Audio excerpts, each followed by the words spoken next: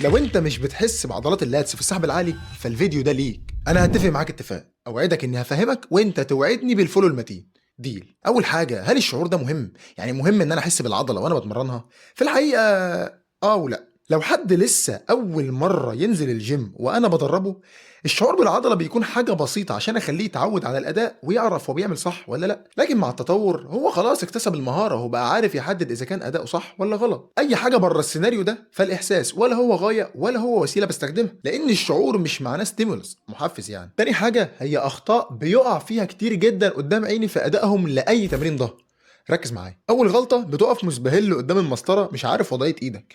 امسك اوسع من كتفك بدرجه بسيطه خالص. تاني غلطه، ننزل تحت شويه، وضعيه الكوع.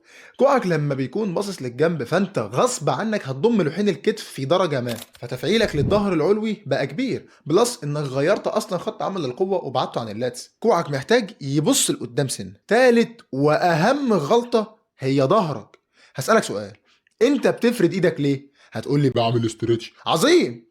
طب بتتني ظهرك ليه؟ هنسمع صوت صرصور الحقل. مفيش اجابه. انت باي حق عايز تطول العضله من حته وانت مقصرها وعامل لها انقباض من حته تانية. والله اللاتس من حركاتها الاساسيه انها بتعمل فرد للجذع. لو العضلتين اشتغلوا مع بعض بيعملوا ترانك اكستنشن. في المقابل اقعد قاعده عاديه او اتني جذعك سنه لقدام. رابع حاجة، محتاجك تتخيل انك بتقرب كوعك من جذعك وتنزل المسطرة لحد دقنك بس. شوية الكلام اللي انا قلته ده طبقه على اي شكل للظهر، حتى الالياك بول داون. ولو بتحس بالباي اكتر في تمرين زي الالياك بول داون اكتب لي وهحل لك مشكلتك. ها، احنا اتفقنا على ايه؟